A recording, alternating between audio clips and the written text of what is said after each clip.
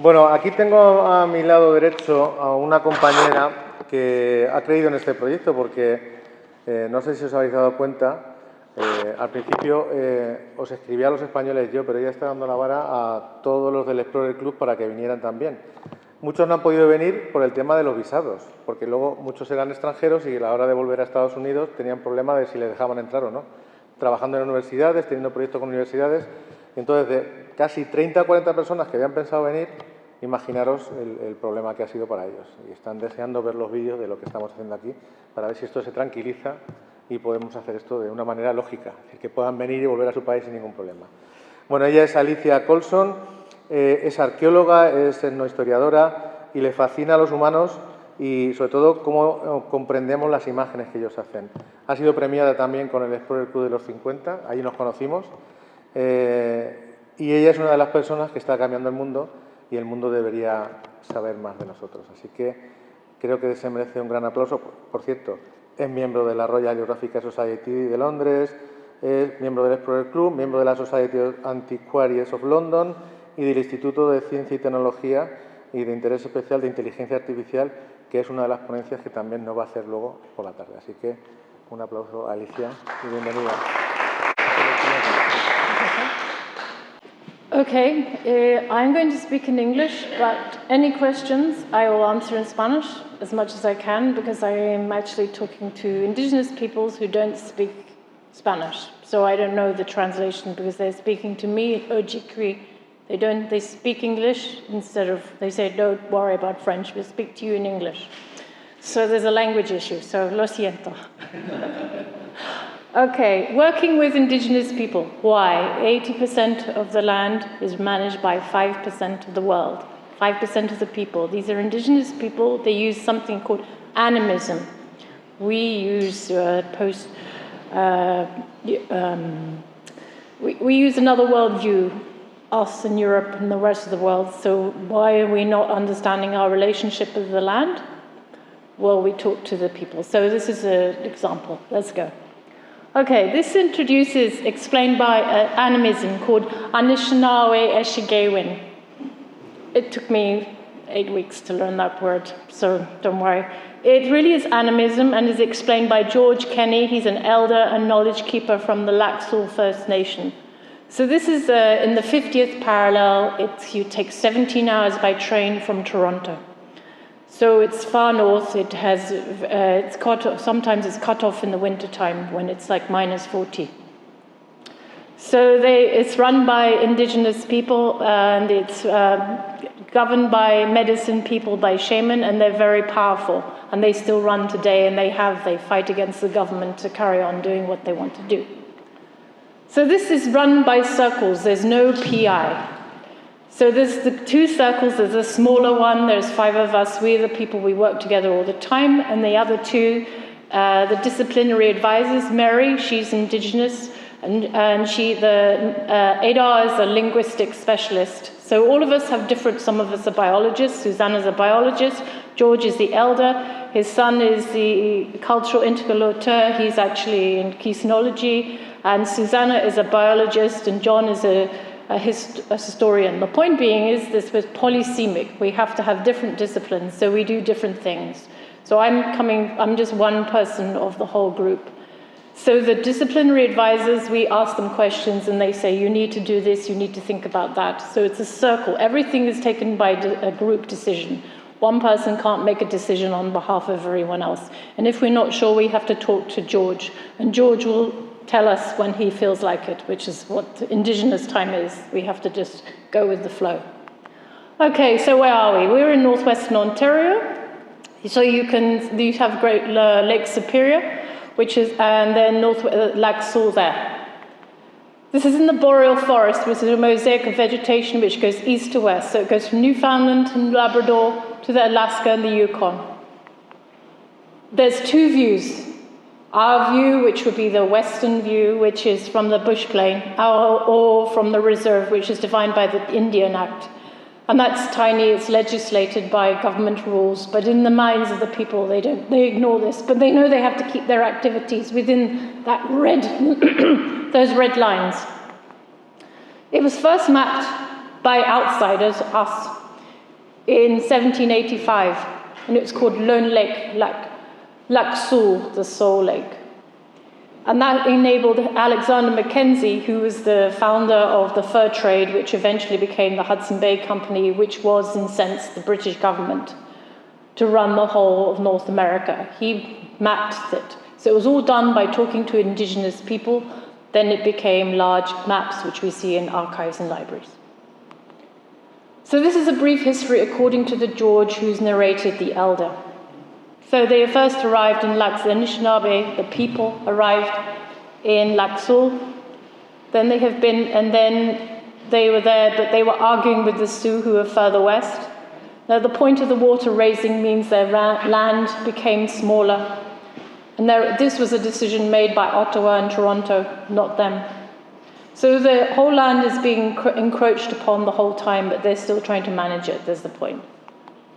So this is the treaty, Treaty 3, which dictated everything. It took 50 years. They knew it was coming, but they would refuse to negotiate because they were being classified as hunter-gatherers, which means they don't gather, they don't have farms, they don't farm things. So and they knew that when they had a treaty that their activities are going to be restricted. So by 1873 they signed it. By 1922 they couldn't leave their reserve without permission. So they speak Oji Cree, but it's part of the Algonquin speaking people's languages. So this is what George will say. We speak our languages, Algonquin speaking people. Ojibwa, seven dialect because that's named because of the rivers. The dialects are dictated by the large rivers in the region. And Cree, we are a mixture of Ojibwa, Cree, and a few Sioux. The Sioux are the ones who you'll probably know from the films, who are from the plains, and they are very argumentative, but they were encroaching on land as they were being pushed by Europeans further to the south. And they moved up north, and now they are all in Lac Seul. Oops. Okay, this is what it looks like today if you look at the government map. These lines show the connections between the cities and towns and communities to the south and the ones to the north, which is where all the transport routes, all the food, everything, where people move. It dictates the flow of movement and information, but does not reflect people on the ground. Now, when you think about when Westerners, ours and non-Indigenous people of the area outside, they think of these paintings, but these paintings were created in the turn of the 20th century, around the time of the World War I, and they are responsible for the creation of what we think of Canada. So they created a view of the landscape as empty of people, timeless, void, majestic, beautiful. But in reality, it was an industrial heartland. The trees were being taken out. It was being mined for gold. It was we'd call it an industrial powerhouse if we didn't have these paintings. So it's creation of Canada's. So the area was created in Canada's identity, and they ignored the people who were living there. So it meant that these communities were fragmented because they were still there. They hadn't been moved. They had just been moved in the memories of the people who were white and living in cities. So now there's two views of the world explained by George. Now this is where we get to Anishinaabe. Outside, you have outside, what he calls outsiders and insiders. We're all outsiders. All of us. Doesn't matter what language you speak. We're all outsiders because we're not from the community. They are the insiders. So outsiders divide the world into the non-physical and the physical world. Insiders don't have this split between outsiders and insiders. But they have two in their worldview. They have the physical and the non-physical. You can move it by dreams and visions. Now that might sound sort of crazy, but what that really means is they might have an out-of-body experience, but because the worlds are separated, so you have to move, you go and see your spiritual grandfathers, you move between places in the landscape which can enable you to move from one world to the other. So because the world is layered, you have the underwater, above water, grounds, and in the sky. So you can move between all of them all the time, but you can only move in certain places in the landscape And you'll know that because you would have been trained over a period of time by medicine elders or the elders within your community to go. So you could seek advice if you couldn't ask. So instead of, you'd ask your grandfather and say, I don't know about how do I solve this problem, and they would say, you go to this place and then you'll be able to ask the others how to get the answer or information, and it will come over a period of time. It might sound crazy, but that's how it was functioning. So you had these two worlds. So this really sort of organization of content, it's a sort of philosophy, really. So this actually means that nothing is separate. Unlike in the outsider world, everything is separate. We delineate, or to the point we'll say, you deal with the sea, you know everything about the sea, I don't know anything. Well, that's not how they work. They argue you have to understand everything because nothing is separate, it's all integrated. So this affects things like imagery. Now, this is what I'm interested in. How do we understand images? How do we unpack them? Now, the problem is in the Europeans, they will divide it up to arts, for art's sake, handicrafts, artifacts, paintings, products. But the thing is, that doesn't work. So if you're an archaeologist and you go in and you find a site, and you say, oh, this is a painting, and you start recording everything in terms of categories, and then you do it in a large geographical area, it's not going to work. And this is what I had already discovered, but I wasn't able to work out what was the problem. Then I realized it's actually my own worldview. So you have to change your worldview. So this is the three groups that you generally have. You have artifacts, like drums, you have beadwork, and you have these things which would be called sacred in the outsider world. However, according to the insider world, this is all one. So you can't suddenly say, art historians can't look at beadwork and say, I only deal with beadwork, or I only deal with artifacts, or I only deal with birchbark scrolls. It's the same group, it's the same body of evidence. There's different ways, different rule sets, different methods of interpretation. So you can see you've got two conflicts immediately. So it goes back to, it's connected to the concepts of the spirit, the soul, and the ghost. So it says, as he said, it's to be a person simply, something must be alive and thought to be alive. So a thing that isn't a person, but it is alive, that it is a person. If this person isn't a human, then it is other than human person. So they'll often speak of that they are other than human people here.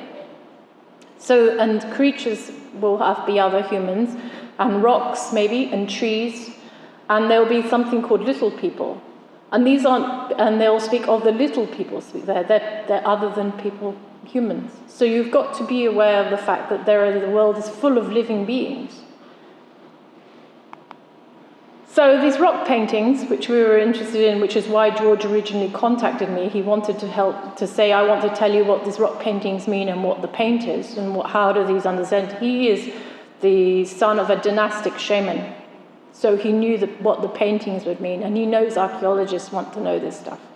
So he's like, okay, I want to talk to you about this, but you have to understand how my worldview works, which is why I had to explain it to you briefly. So the light grey is the Precambrian shield, and the dark grey is where all the paintings we know exist in North America for that group, the Algonquin-speaking peoples. So there's some red dots, that's where the concentrations are.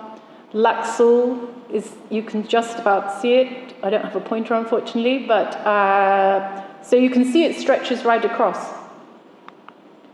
So that's where the Laxul First Nation is, just a close-up. Toronto is, you see Lake Huron, it's further down. So, why do we talk about this? Well, these paintings are sacred. This is a place, the paintings mark the place where the shaman and the apprentice shaman can move between the different places on the planet, in the different places in the landscape.